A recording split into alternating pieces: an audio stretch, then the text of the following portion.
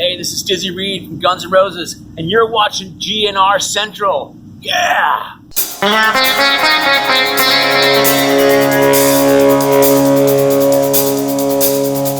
Hey everybody, what's going on, and welcome to GNR Central. And I want to do a retrospective of the spaghetti incident. So I did one on Chinese democracy.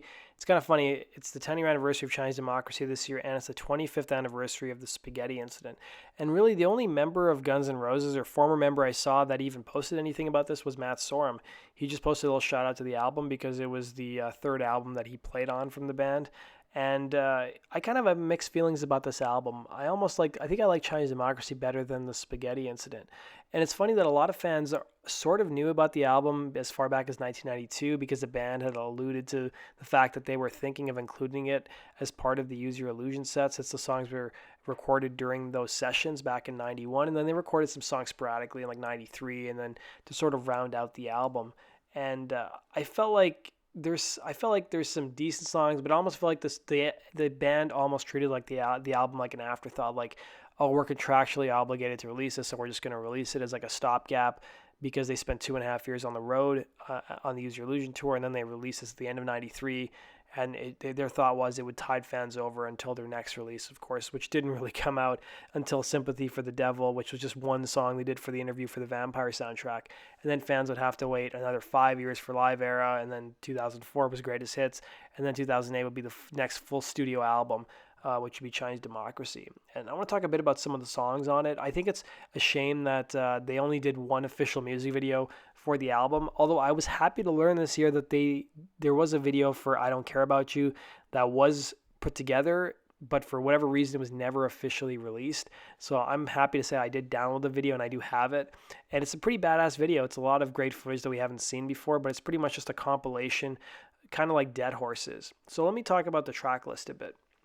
Now, one of the main singles, and probably the most successful single off the record, was the first song off the record, Since I Don't Have You, which probably surprised a lot of people hearing the song for the first time, having Guns do a cover of it, because a lot of people associate the Spaghetti Incident, and some people incorrectly label it as like a punk EP or punk LP, and it definitely has some flavors of punk rock, but there's definitely songs like this that don't even resemble punk rock at all. But I think it's one of the stronger songs off the record. I don't really know what to make of the music video. I thought it was kind of like, you know, with everything going on in 1994, it just didn't really stand out. I don't think it's one of their better music videos at all.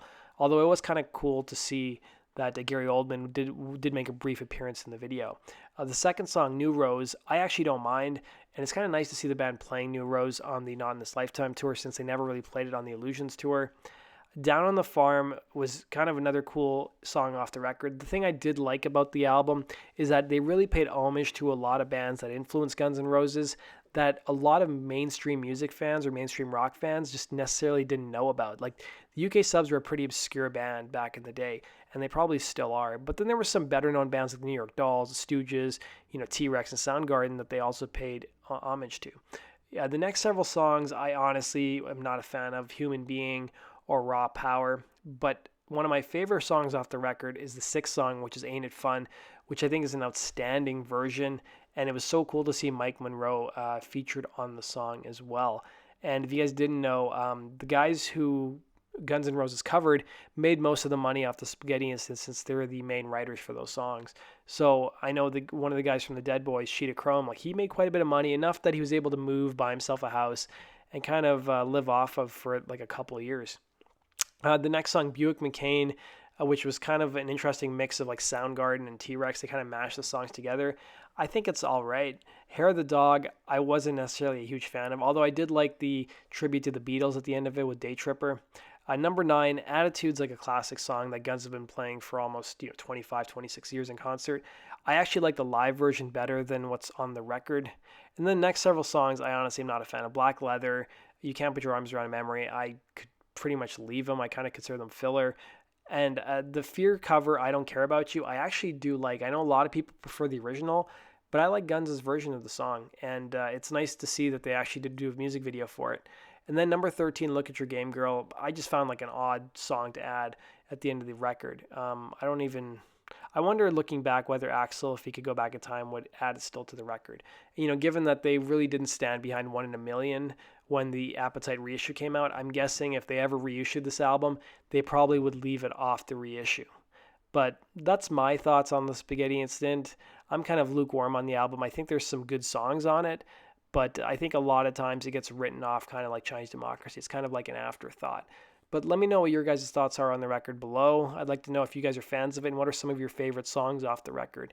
And as always, guys, leave your comments below. Hit the like button if you enjoyed that and subscribe to see more videos just like this. And go check us out on gnrcentral.com for the latest and greatest Guns N' Roses news. Take care.